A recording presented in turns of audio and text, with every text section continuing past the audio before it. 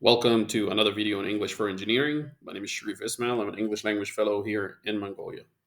Today, we're going to be talking about an engineer's education, or what does an engineer need to become an engineer. We have some key vocabulary words here. Let's first look at the pictures, and I want you to tell me, what do you see in the picture. First picture right here. What do you think this is? And the second picture. Okay, let's see if your answers are correct or not. We have the word MSc RES. MSc stands for research, and there are different ways to write this. Sometimes we write it as MS, sometimes we write it as MSc. Usually Americans write it as MS. British English would write it as MSc.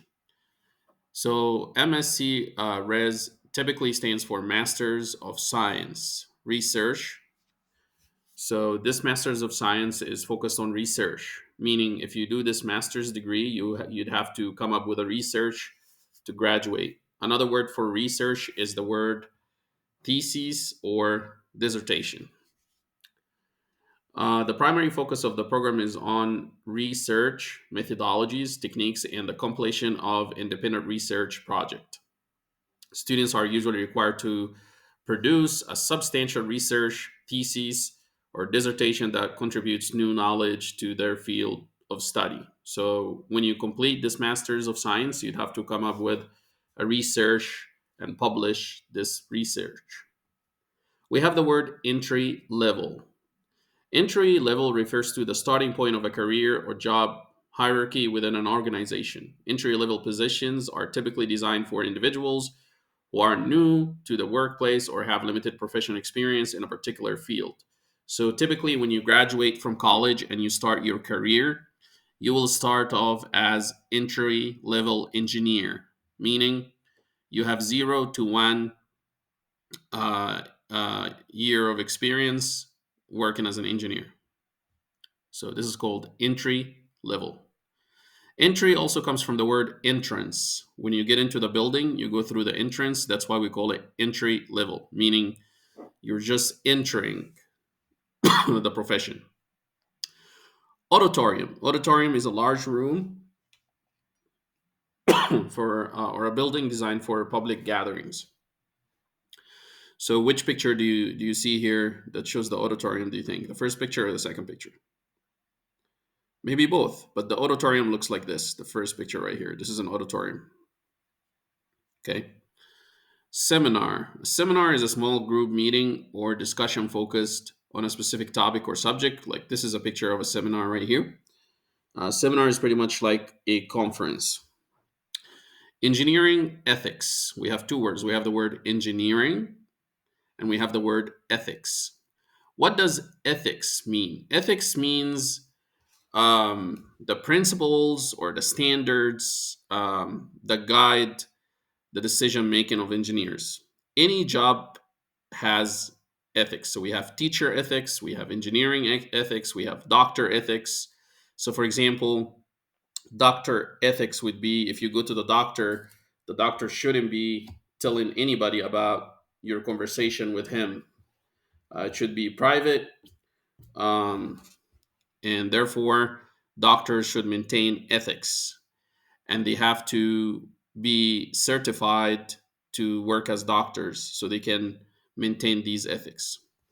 And ethics, they're usually in the form of codes. They're ethical codes. If you break any of these codes, you might lose your certification or your license, either as a doctor, as a teacher, as an engineer. So, engineering ethics refers to the set of moral principles and standards that guide the behavior and decision making of engineers.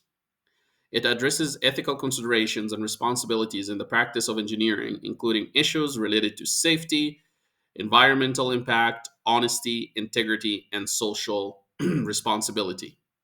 So, for example, if you're an engineer and somebody gives you some money, extra money, to build a house in a place that you're not supposed to build this house, then you're breaking the code of ethics. Then you might lose your license or certification.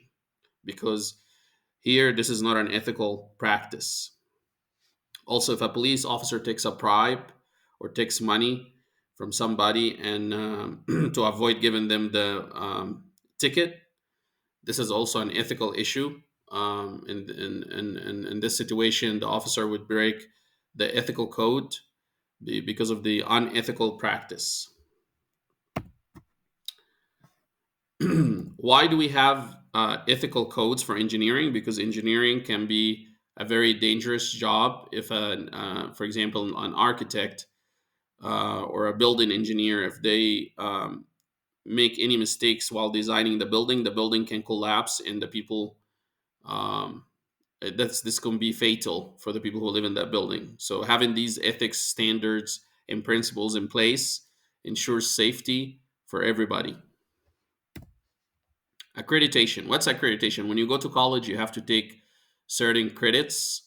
So, for example, if you want to finish your bachelor's degree, you have to have some credit hours, a certain amount of credit hours. Same thing for master's, PhD. You have a certain amount of credit hours that you need to finish. Also, any university that provides any of these degrees has to be accredited either by the government or by a private organization. Why do we have accreditation? We have accreditation to ensure quality assurance. So accreditation verifies that institutions and programs meet standards for quality education. So, for example, if you come up with an idea that you want to start your own school for engineering, you can't start your own school for engineering and teach about engineering without being accredited. So you have to have accreditation from the government to make sure that you're teaching the right thing. Recognition and acceptance. Accredited institutions and programs are widely recognized and accepted by employers and other educational institutions and professional organizations.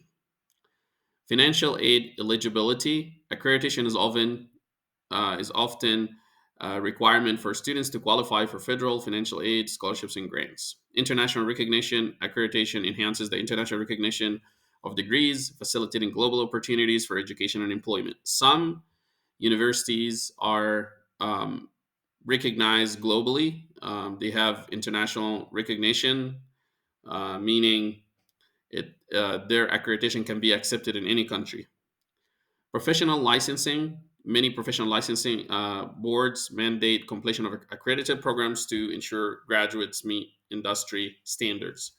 So, for in America, for example, in order for you to work as an engineer, you have to get an engineering license. In order for you to get the engineering license, you have to go and study an engineering program, whether it's a Bachelor of Science or a Master's of Science. It depends on the license you're trying to get, but you have to get this accreditation in order for you to get the license. You cannot practice engineering in the US without engineering license. Same thing for many other professions like teaching, police officers, doctors, all of them, they have to have a professional license to do the job. Continuous improvement. Accredited institutions are committed to ongoing improvement through regular assessments and review. So once you get your license, you still have to take tests and you still have to be assessed regularly. For example, mining engineers here in Erdenet, they usually have to take the safety course and pass the safety course to keep their license.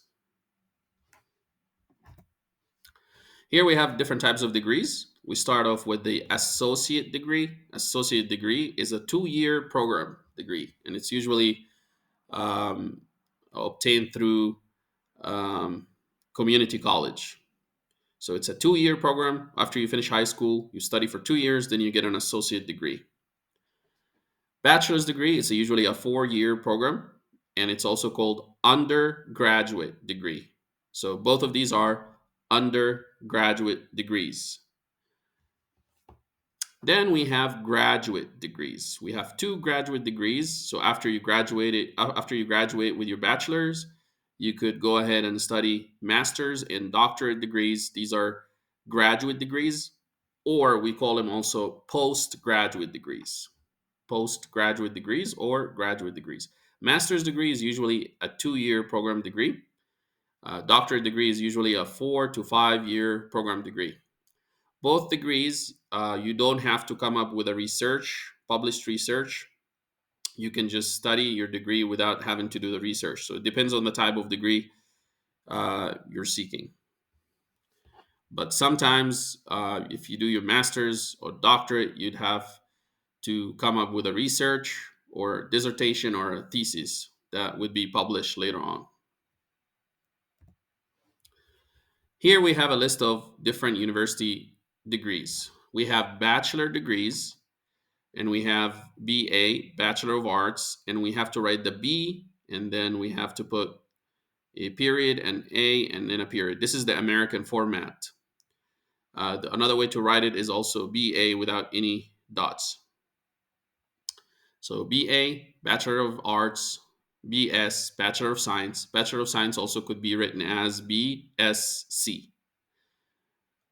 So there are different ways to write these. If you're building your resume, it's very important to learn these so you can write it in your resume. Usually, Bachelor of Arts is in the humanities field, so it would be Bachelor of Arts in languages, Bachelor of Arts in education, um, so all the humanities fields. Bachelor of Science in all the sciences, like Bachelor of Science in engineering, Bachelor of Science in chemistry, Bachelor of Science in physics, so all the science field. So again, BA, Bachelor of Arts, BS, Bachelor of Science, BFA, Bachelor of Fine Arts, BBA, Bachelor of Business Administration, B Engineering or BEng, Bachelor of Engineering, BEd, Bachelor of Education, Master's degrees, Masters of Arts, MA, MS, Masters of Science, MBA, Masters of Business Administration, MFA, Masters of Fine Arts, MA, Masters of Engineering, um, MED, Masters of Education, and then we have the doctoral degrees. We have a PhD, Doctor of Philosophy, EDD, Doctor of Education, DBA, Doctor of Business Administration, uh, ND, Doctor of Engineering, Doctor of Science, and then we have professional degrees like Doctor of Medicine, MD. So there's a big difference between an MD and a PhD. Both of them they're called doctors, but different types of doctors. This is a professor, but we still call him a doctor, PhD. This is a doctor, a medical doctor, MD. DMD or DDS, Doctor of Dental Medicine or Doctor of Dental Surgery. GD, Juris Doctor for law. Um, this is for attorneys or for lawyers. DVM, Doctor of Veterinary Medicine. Associate degrees AA, Associate of Arts, AS, Associate of Science, AAS, Associate of Applied Science, and then we have postgraduate diplomas and certificates. Graduate diploma. This graduate diploma, you'll get this diploma if you finish your MA or PhD. Postgraduate certificate, almost the same thing. Also, when you finish your MA or PhD. Engineering degrees, we have different engineering degrees here. So for example, we have Bachelor of Science in Civil Engineering, BSCE. This type of degree focuses on the design, construction, and maintenance of infrastructure. We also have Bachelor of Science in Mechanical Engineering, BSME, and this concentrates on the principles of mechanics, thermodynamics, and materials science. We also have Bachelor of Science in Electrical Engineering, BSEE, involves the study of electrical system, electronics, and electromagnetism. We also have Bachelor of Science in Computer Engineering, BS CompE. Combines aspects of electrical engineering and computer science, focusing on hardware and software integration. Bachelor of Science in Chemical Engineering, BS KE, deals with the appreciation of chemical principles to design and optimize processes. We have Bachelor of Science in Aerospace Engineering. This BSAE concentrates on the design of development and testing of aircraft and spacecraft. Bachelor of Science in Environmental Engineering, BSME, focusing on applying engineering principles to protect and improve the environment. And so on. We have so many engineering degrees here. Now I have a quiz for you. I want you to pause the video for a second, read these questions, choose the correct answer, and come back to the video to see the answers. Okay, now you pause your video. Now check your answers. Okay, so today we talked about an engineer's education. In order for you to be an engineer, you have to have a university degree or a license to practice your job as an engineer. We talked about the different degrees that you could obtain to become an engineer. That's it for today. Thank you for watching. I'll see you next time.